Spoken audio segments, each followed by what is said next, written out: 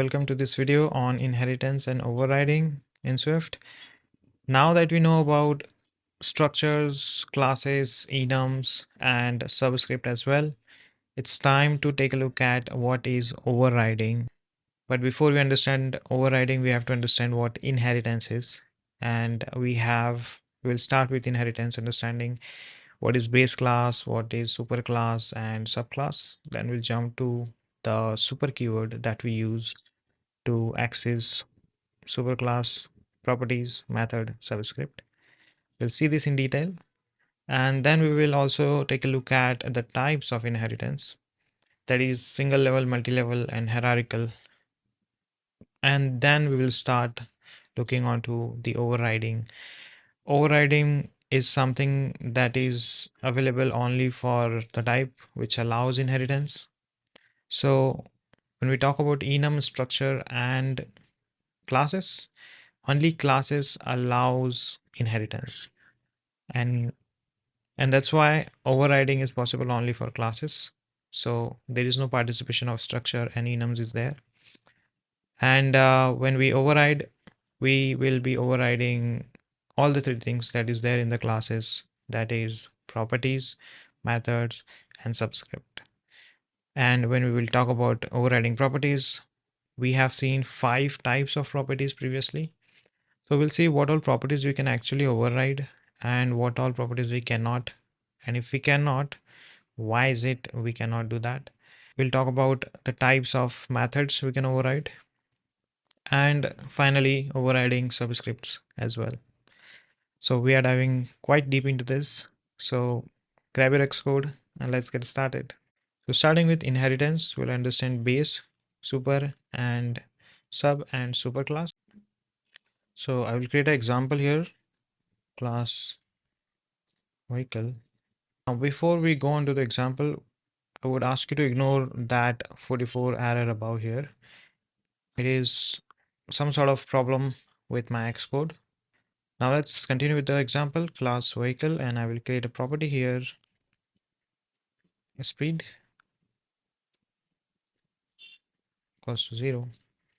And here I will create a function describe, which is describing the print here. The vehicle is moving with speed, and I will mention speed. So this is just a simple class. I will create another class here, and I will here have a brand property, and it will have some value.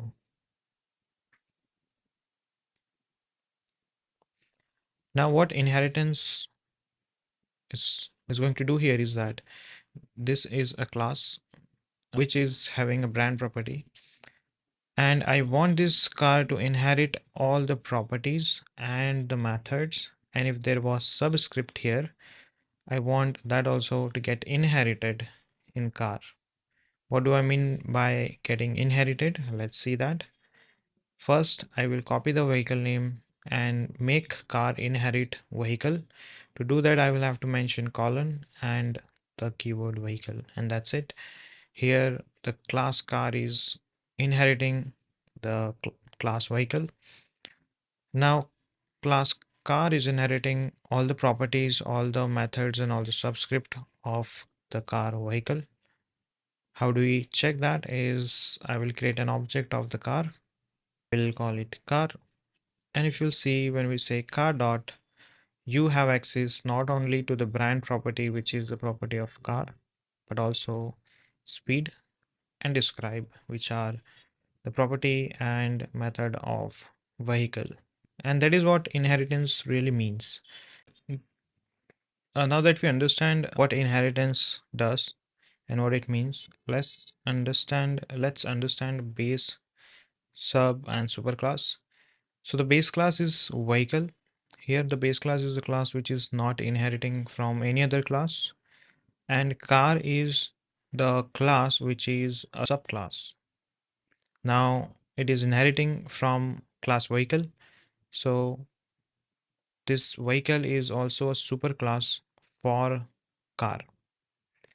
So This is a base class, also a super class for car, and car is the subclass. And this is what these terms really mean. If there was another class here, XYZ, like this, and it is inheriting from car, then this is a subclass. This is the superclass of XYZ, and this is a subclass. And for car, the superclass is going to be vehicle. Vehicle is going to be the base class for everyone because this is just a base class which is not inheriting from any other class. I will undo this. Now let's understand the agenda behind inheritance. Inheritance is there so that you can do overriding. What it means is that now since car has the properties and methods inherited from the vehicle, we can override them. Why do we do that? First, let's see how. So the func keyword and describe method is there. Now I can have the capabilities of the vehicle describe method. If there is a big logic or something is going on, I can have access to that as well. And I can have it overridden using the override keyword in the class car. Here I can print something and then we will run it. So I will say this is a brand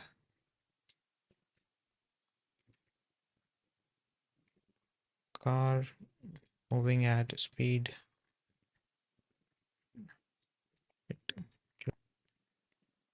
And when I create the object here car, I will say car dot describe and it will return me, it will print actually. So let's run it and it will say this is unknown car moving at speed 0 kilometer. Let's set a brand for the car and let's run it now. It says the car is Tesla moving with this speed.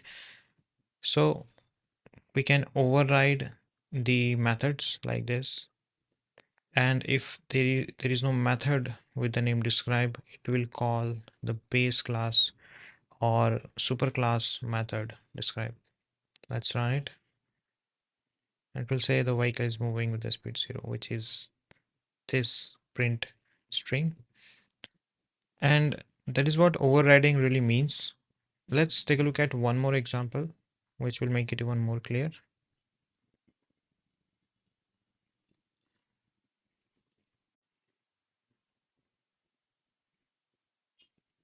I will create a class here with name student details, and I will create some properties here.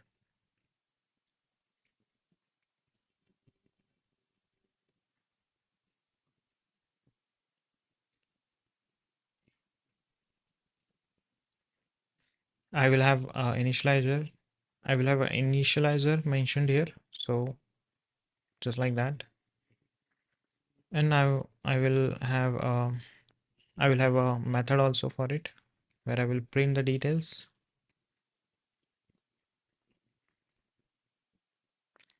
Now I will create a subclass, a class which will inherit student detail, this one. I'll create mark. Now we will understand the usage of super keyword here when we are talking about initializer. Here we can use super dot and we can access all the superclass properties, methods, subscript. Like we here are accessing name, age, class name. So we have name, age, class name, and the show method as well. And what we need to do here is we have to initialize using init and say name, age, and class like this. Okay, I have to remove this name and actually just initialize all the properties, give it some random value like name here that we can get it in the parameter.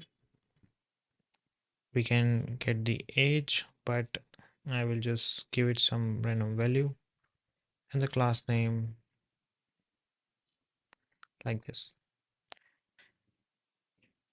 So the super keyword, we have to use super keyword super.init in the subclass initializer to make sure that the initialization code of the base class will be executed before the initialization code of the subclass. And now let's take advantage of inheritance, that is overriding the function show.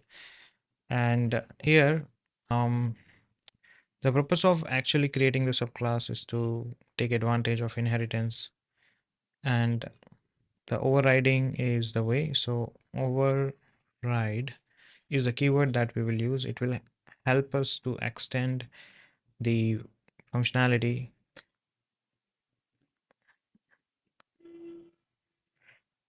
The overriding method means a subclass can provide a different implementation, and it can have, the subclass can have its own methods as well. I will print here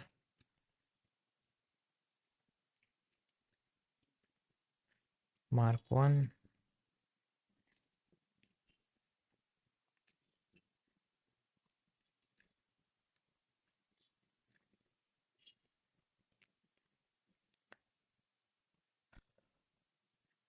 Now let's run it. I will create an object of marks and initialize the values, some random values, and the name,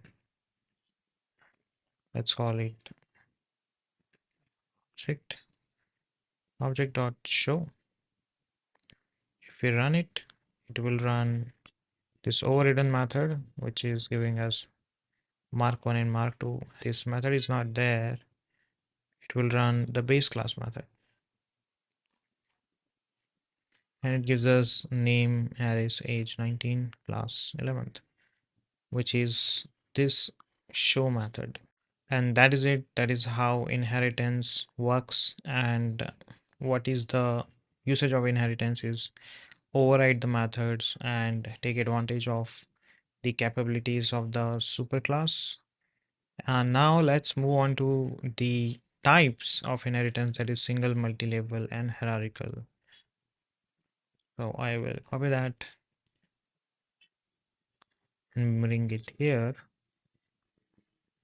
So starting with the single inheritance that we have seen in the previous example, where a single inheritance is there is one derived class or subclass, and there is only one superclass, and a subclass can access all the properties and methods of the superclass, and that is what single inheritance is. When it comes to multi-level inheritance, when there is one more class here which is inheriting from marks, and marks is inheriting from subclass, that is multi-level inheritance. So here I've created a class animal, and inside that we have a eat method which says animal is eating, and it has been inherited by mammal class. Now mammal can walk as well. So walk is a method which belongs to the class mammal. It has its own method.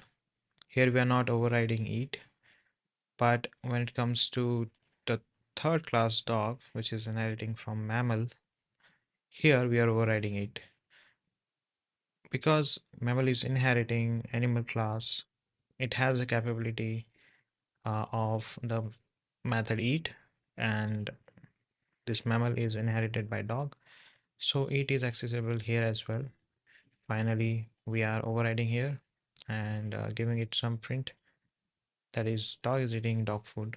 Also dog can bark, so it has its own method.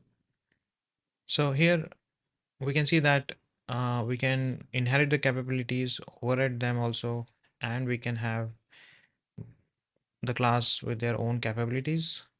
So it can have their own property, it can have their own method apart from inheritance. So I've created a object dog, and we can access my dog dot eat. Let's run it, and it says dog is eating dog food, which is executing this. And also we can say my dog dot walk, which is not there, but which is not there in the dog class. So if it's not there, it is inheriting from mammal. Mammal has walk, so let's run it. The mammal is walking. This has been executed. And now I will say my dog is bark. So this is something its own method. Let's run it, and it will say dog barks, and that's it. That is multi-level inheritance. Now let's take a look at hierarchical. So here I will mention hierarchical, and I'll mention multi-level just for reference. Now in hierarchical, I will copy this class animal, and I will create a class cat and one more class. Hierarchical inheritance is when we take this animal class, and cat will inherit this, and dog will also inherit this. So it's not multi-level, it's hierarchical. Animal is been inherited by two subclasses, cat and dog. And we can do the same things here, that is either overriding eat method or other. If there is a property here, that will also get inherited and we can override them. Cat can have its own methods and properties as well. And same goes with the dog. So that is what hierarchical means. I will give it some method. I will copy walk, and I will say the cat is walking. So this is the capability, the cat can walk and eat as well. Now dog also can walk, also dog can bark,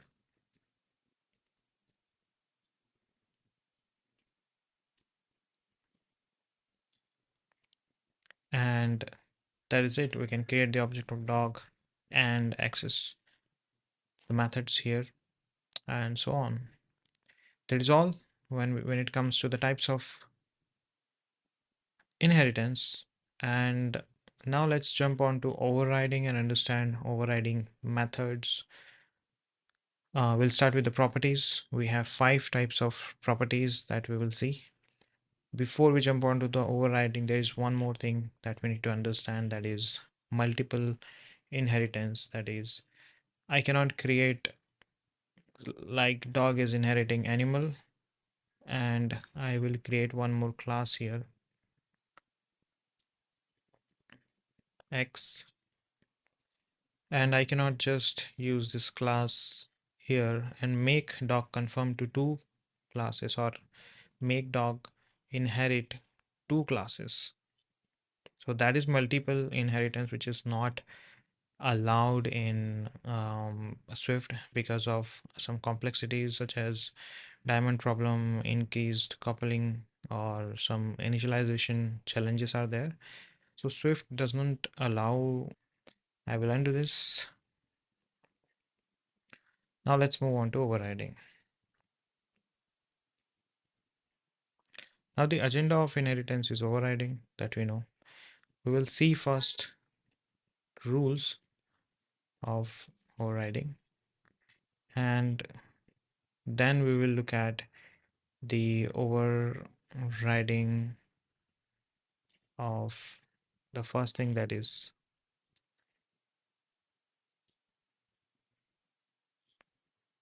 properties, methods, and finally subscript. Let's start with the rules. The rules are pretty simple.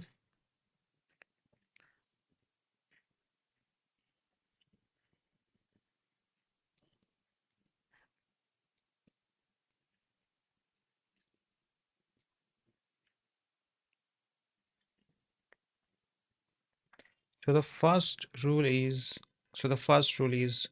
it must have the same signature, that is the name, parameter, and return type.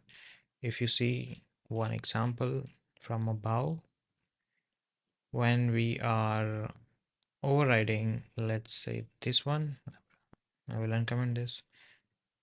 The function name, which is show, is same as the one in the superclass. And if there were parameters and return type, it should be exactly same as it is in the superclass here. And that's a pretty simple rule. And the second rule is you must use super keyword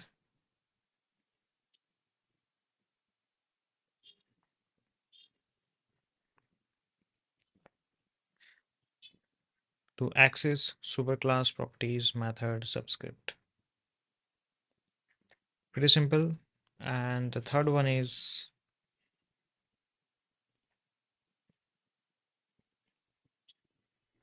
use the override keyword to override the properties method subscript of the superclass. And the fourth one, which is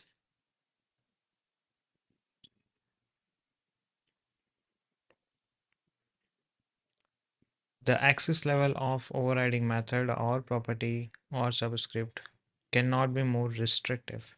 Now, we have not seen access level so far because we'll see access level in deep in a separate video, in a upcoming separate video.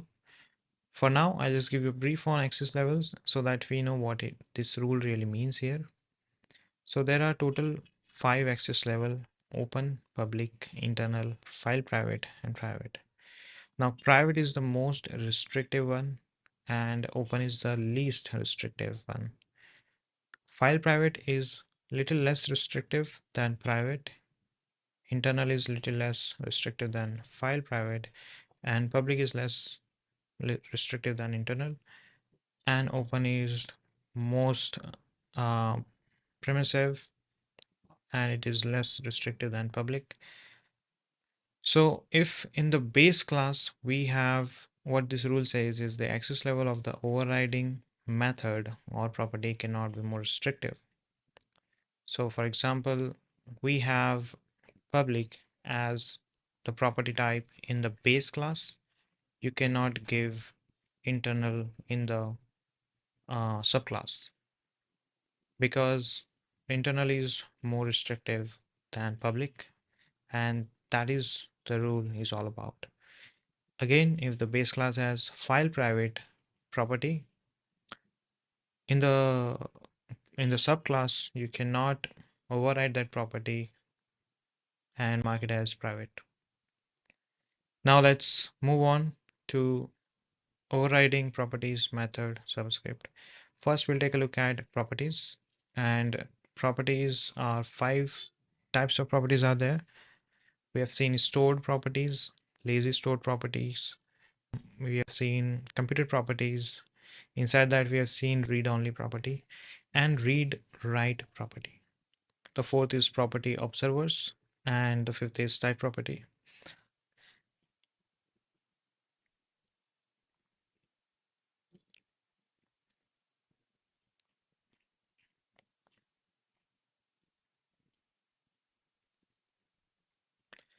So I will name all the properties here, and now one by one. The very first question is what all properties we can actually override. Well, starting with the stored properties, you cannot do it, but there is a way to override a stored property, and we'll see this with the help of an example and gain clarity on it. But before that, let's understand other than stored property. So there is a way to override it. Computed property are also something that can be overridden. There are only these 2 types of properties that can be overridden. The other 3, that is lazy stored property, property observers, and type property, cannot be overridden. Let's understand why. Starting with the lazy property, due to the delay in initialization, we cannot override it because we have seen if there is a heavy operation going on, then The initialization happens only the very first time when you use it. And that is why, because for overriding, you need it to be initialized first, and then only you can override it. And if we talk about stored properties occupies memory space as part of objects storage, and their memory layout is fixed actually to the compile time. When it comes to overriding the stored properties, it requires altering with the memory layout of the subclass, which Swift do not allow. When we talk about property observers like will set, did set are not part of the property itself, but rather a mechanism to observe if there is any value change in it. When you override a property in the subclass, you require to redefine it completely, and observers like will set, did set in the superclass are tied to the superclass implementation. They are tied for observing the change in the property of the superclass. So we cannot, it does not come with the inheritance. So there is no way we can override property observers as well. When it comes to type properties, that is when we use static keyword for properties and methods, it is getting tied up with the class. It does not get inherited.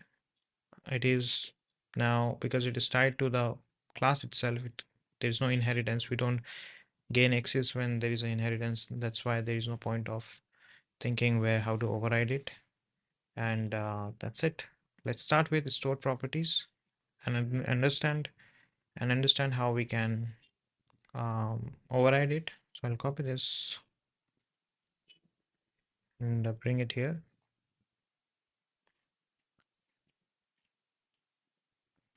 I'll create a simple example here, class parent with the message property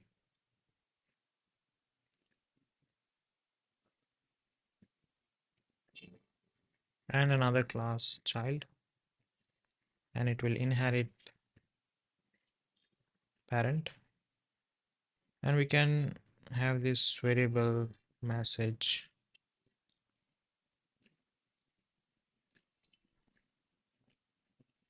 and just override it, right? We can use the override keyword and just override it and give it some value, right?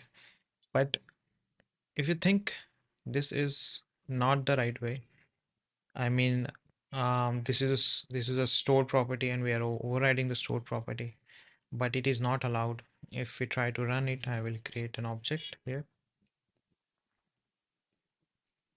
I will say child dot message, and I will print it,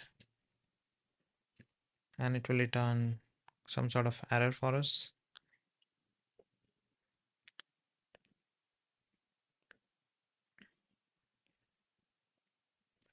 So it says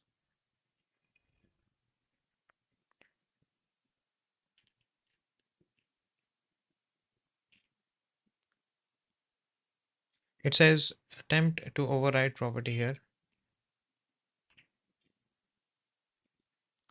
and clearly it says cannot override with a stored property message. And with these sort of errors, all it means is we can just not override stored properties. But there is a way we can give this value. I will copy this. When we override the property, we can make it a property, and in the get block, I will say return this. And now if I will run it, it should print.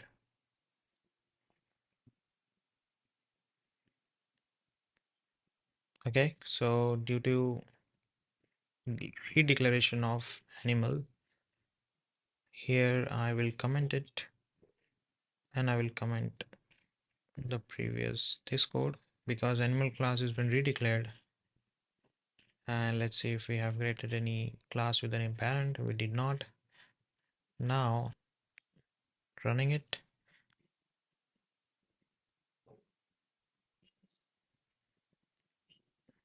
and it says cannot override mutable property with read only property. So we should give a set block here as well, although we will not use it. And let's try running it now. And it gives us values. That is hello from parent, which is when we say child.message, it says this. I should change it to child and run it now. And it gives us hello from child. So this is how we can override a stored property. All you have to do is to convert it into a read write computed property. Now let's take a look at the second one, which is the computed property. So here I will create a class with a computed property in it, and then I will create another class which will inherit this one, and there we will override that computed property. So I will create a class,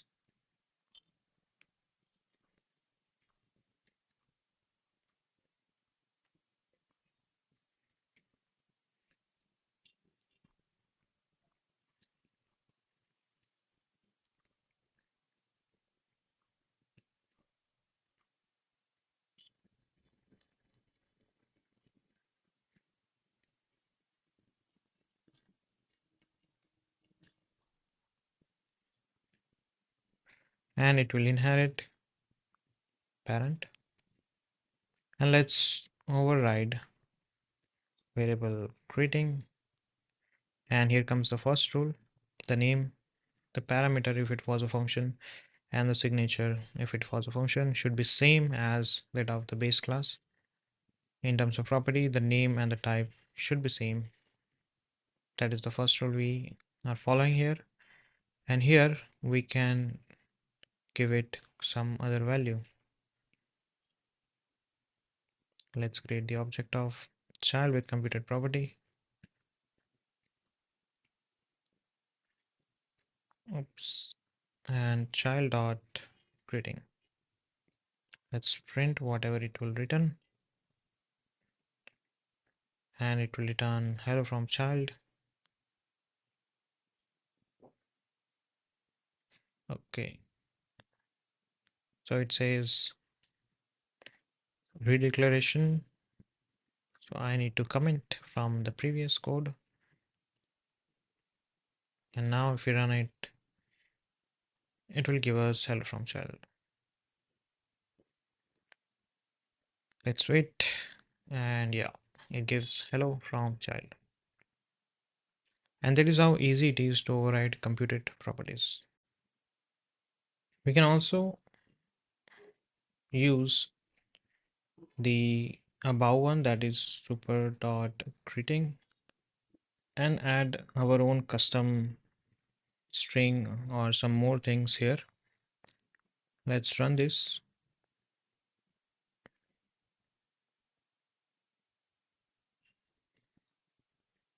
And it gives us hello from parent, hello from child.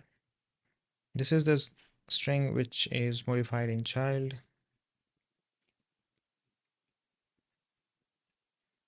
So we can have the capabilities of the superclass and then we can modify. Let's run it again.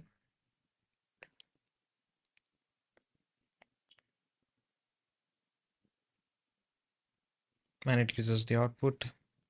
We can have the set block as well. I will put this in the get block. And in the set block, what we can do is we can get a new value and we can use it to assign it to some internal properties.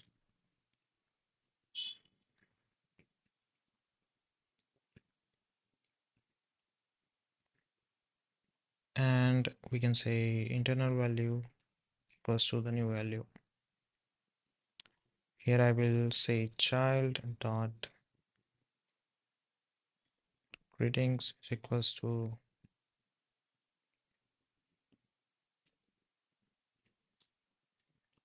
capital hello, and let's run it.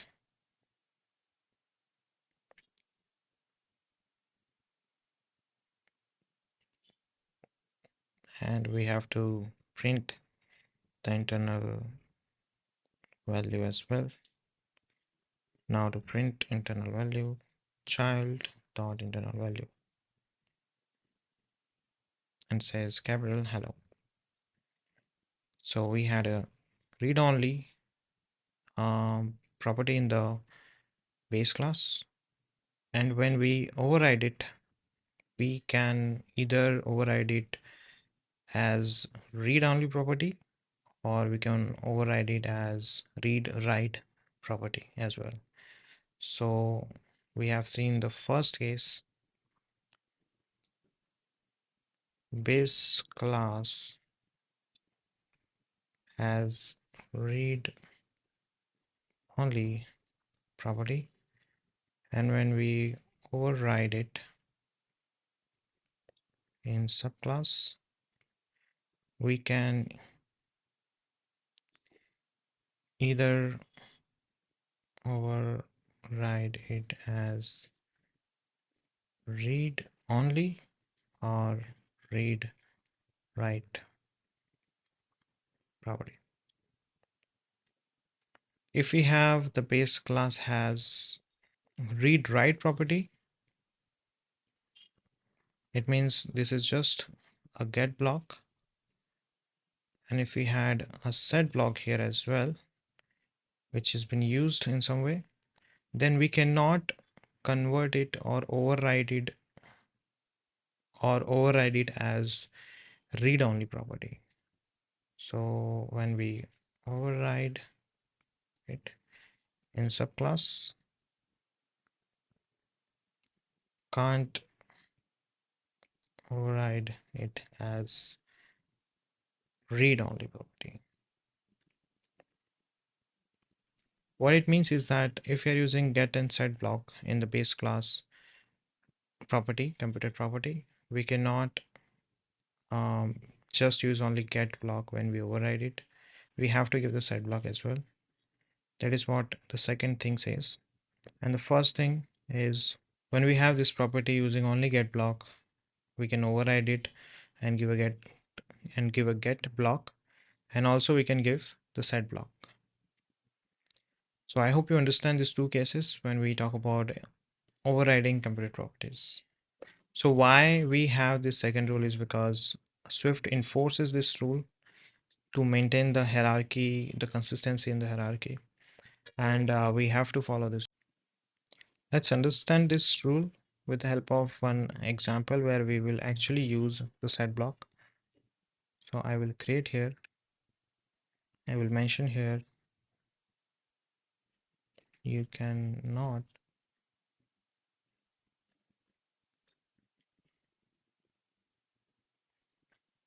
here I will create a class as well. It will have a variable salary, and let's create a salary computed property here.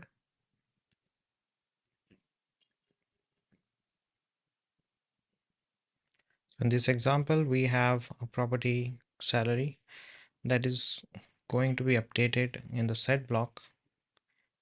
So the new value that we get is going to be given to this property, and that is what we use set block for. And get block is basically fetching this value and giving it as the property value, the computed property value. Now I'll create one more class here, manager, which will inherit employee, and here I'm overriding the salary, that is this computed property. I have a get and the set block. In the get block, I will actually take the value salary from the superclass to reuse the base class getter, and I will basically execute this one and will be getting this value. And in the set block, I will take the new value and give it to the super class's computed property, and that's how we are overriding this computed property. And I will print that the subclass has additional logic for manager salary. If we need something more, we can add it here. Now let's create an employee, and I will use employee dot salary So what it will do is it will take this value in the new value and assign it to the base class salary computed property, which is this. And what it will do is it will run its set block, and it will take that new value and give it to this variable here. We can access it, employee dot salary, and it will print us 10,000. So what it prints here is this one. Now we are not doing anything, we are just fetching the base class salary computed property value only, which is doing nothing, which is giving us the value of the stored property, that is underscore salary. And that is it. That is how, when we say it's a read write property, you have to make it a read write property here as well. You cannot make it a read only property like this. So this is the Swift rule that we have to follow. Now let's understand method overriding. We saw how we override the properties. Now we'll start with overriding an instance method, which will be a simple example. We'll also see methods with parameters, how to override them. Then we will see method with default parameters. If a parameter has a default value, how to override that. Then we look type method, which is we have seen the type property in the types of properties, where we were using static keyword to make the property static, and that static property get tied up with the type itself, that is the class name.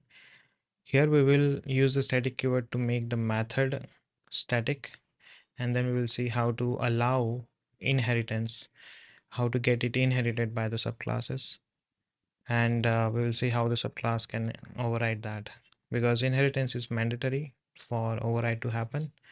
We'll see that. And after that, we will see method with return values, a simpler one, and method with access control. As we know the rule, that we will actually follow that rule here and see how it actually works. We will take a look at it with the help of an example when it comes to access control. Then we will see the associated values if we are using in a method of the base class. So let's get onto it one by one. The first one is the instance method. I will create a class here. So here I've created a parent class and a child class, and the child class is inheriting parent. Parent has a simple function, a method, simple method, and we are overriding it. And when we run it,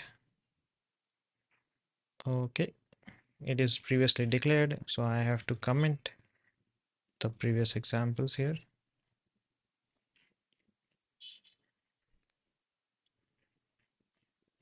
And I think let's run it. Cannot find child in the scope. I have to make it capital C. Let's run it, and gives us error from child. And that's it. That is how overriding an instance method. Now let's talk about the second one.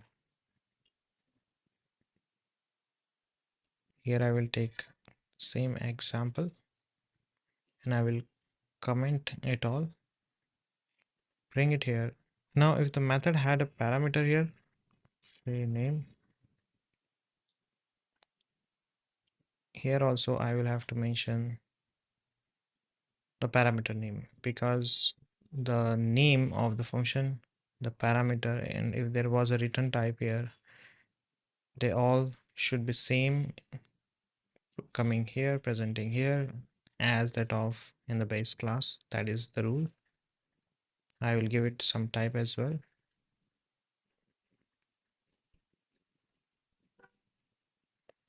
And instead of printing, I will return here as well. Let's run it. Okay, so I have to give create with the name. Let's run it, and it will return a value. To print it, I will have to add print. Let's run it now, and it gives us header from child. And now let's move on to the third one, that is a default parameter. So I will copy this, comment it here, bring it here. Now suppose if it had a default parameter like this, then it's very simple. Here I don't have to mention, and here I have to give default value, and let's call it. Okay, forgot to give a parenthesis here. Let's call it. It will work. Let's move on to the next one, that is overriding type method. Now this is an interesting one. So I will copy this, comment it, or I will actually create from scratch parent, and I will create a function here.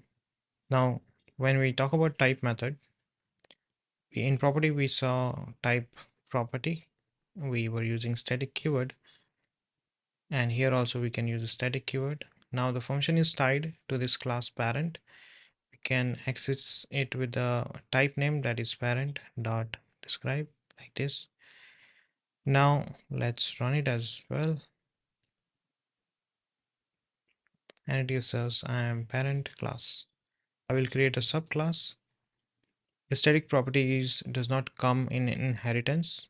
To allow it to appear in inheritance, I have to use the keyword class here, and the class keyword will allow this to stay static and still be getting inherited. So if I will say parent dot, it will give me the describe property. It means I am accessing the method describe here with the type name parent. I will have it. That means it is still static property, and it is going to be allowed to get inherited by subclasses, and that's why we have the name class here. Now if you will try to access with the type name, that is child, or I mean to say the type name is child, I will copy this and access describe, and I can override it as well. I will say override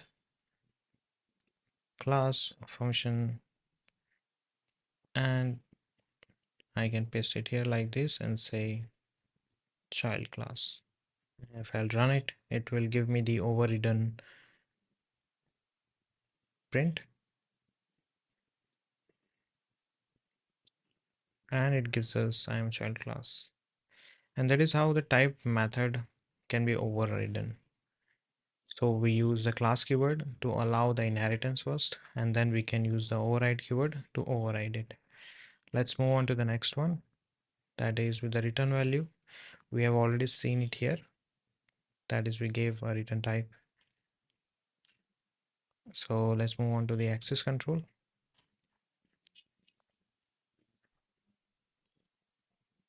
I will copy this, comment it here, bring it here, remove this. Also I will just make it a normal function first, and we are overriding it. Now there is a by default access control or access modifier is there, which is internal. We have not seen access modifier in detail as of now, but we'll see that in the separate video. For now, we know that there are 5 types of access modifier, and let's understand the rule, that is when you inherit the parent class in child, you cannot make it more restrictive, that is internal. So the least restrictive is open, and slightly more restrictive is public, then internal file private. So by default, internal is the access modifier for the function. When I will override it, I can give it internal here, and let's create the object.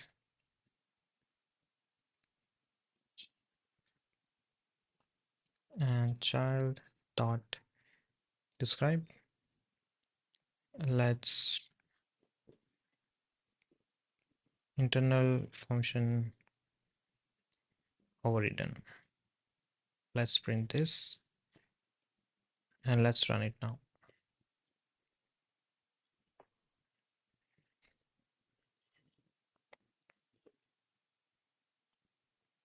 And it gives us I am internal function overridden. So we'll understand first the access modifier in detail, and there we will discuss a lot more that goes around how it goes in integration and what all things we can do. Here we need to understand the rule that if it is internal in the parent class or the base class, then in the subclass you can not make it more restrictive, in the sense you can, the more restrictive access modifier than internal is file private and private. You have to keep it internal, or you can make it public as well. Now let's move on to the next one.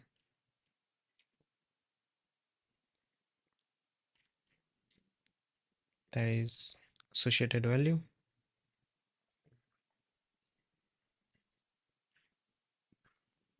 I will comment it. I will create an enum role. So this example has a class parent and a function get role. It will return a role type, which is an enum. So this is a base class using the enum. It is returning us a value type dot user. And in the child, it is inheriting the parent. And when we override the function get role, we will get dot admin. Let's run it.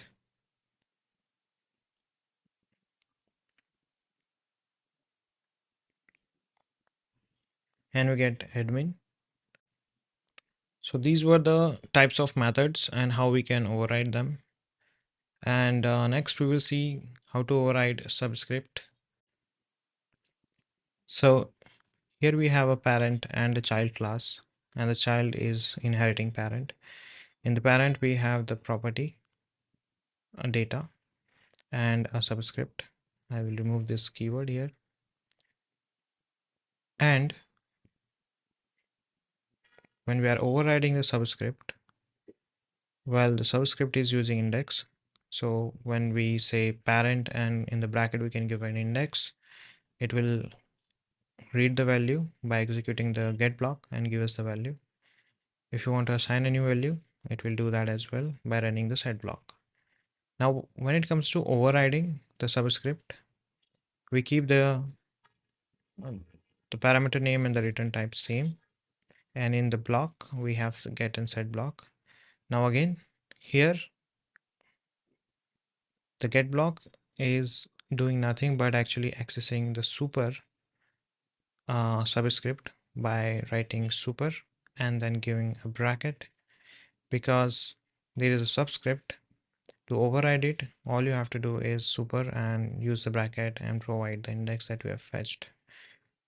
And we are doing some operation to modify the behavior while we are overriding, and that is what we are returning. And this is what we will get when we will say and create, when we will create the object of child, and we will say child and give it an index. It will fetch the value of the data by calling the super subscript, and super subscript will call the get block and it will get us the data. It will multiply it by 2. So when we are overriding, we are just doing some modification to the value, and we will get, suppose we have 20 at index 1. So here we are asking for index 1. It will be coming as 20 into 2, that is 40. And let's discuss the set block. First we will run the read. So I will comment this part. Let's run it. It gives us 40. So what it does is it goes to the get block, and get block is using the super get block, and it is just fetching the value. And when we get this value here, it returns the value which we will get in here, and we will just multiply it, and it will return, this get block will return 40, and that is what the child 1 will get. When it comes to assigning a value, that is child 1 is equals to 50, the first index will have the value at 50. So what the set block is doing is it will access the super index, which will actually execute the get block, and it will give us the access, and we are assigning a new value to it by dividing it by 2. That is the modification of the behavior we are doing in the child class when we are overriding set block. And let's access it once again after assigning a new value.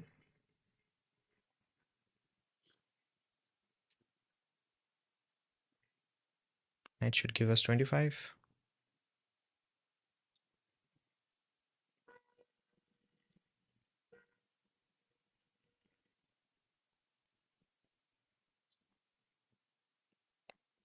Okay, I need to comment this one because to avoid the redeclaration of class parent.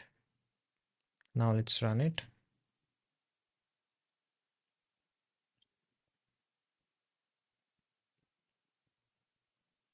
And it gives us the value 50. So we are getting 50. We should have got 25. But the thing is, when we read the value, the get block is running. So it multiplies 25 with 2 here, and we get 50. So I'll go again. When we say 50 is assigned to index 1, so index 1 currently has 20. When we assign the value, it will run the set block. It will take 50 divided by 2, and 25 will be assigned to the super index that is here, and it will become 25.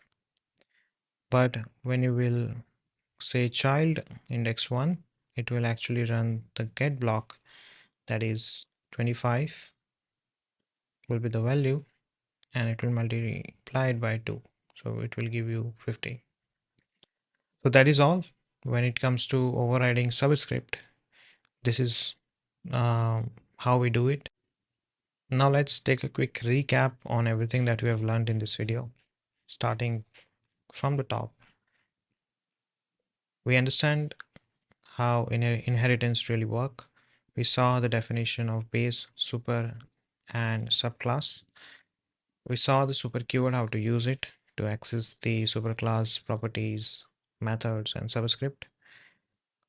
We have seen the types of inheritance, that is single, multi-level, and hierarchical, and why the multiple inheritance is something which does not exist. And we have seen examples for that. Then we started with overriding, where we have learned the rules of overriding. And then we have started overriding all the three things one by one that we can actually put in the class, that is properties, methods, and subscript. Starting with properties, we have seen these were the rules that we have seen. Then we have seen the properties. We have 5 types of properties, but we can only override stored properties. It is not possible, but there is a way. When you override, you can just convert it to a read write computed property, and the computed property is the one you can actually override. We also saw why we cannot override the other 3 kinds of properties. I will mention the reason here as well for reference. And when it comes to stored property, we saw the example. We saw the example for computed properties.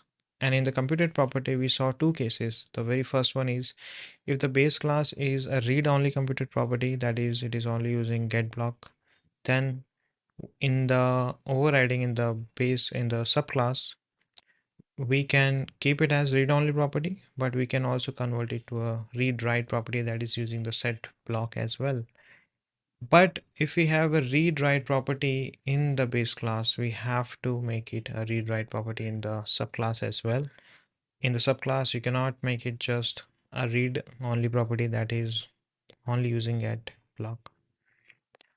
These were the two cases we saw and the examples for that, both the cases. Then we saw method overriding. We saw many types of methods and how to override them.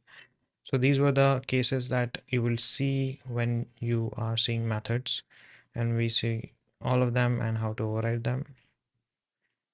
Then we jump down to the third part, which is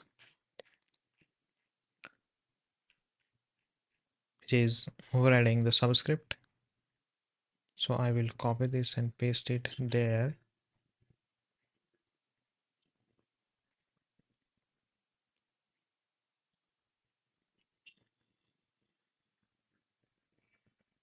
And we saw how a subscript also can be overwritten.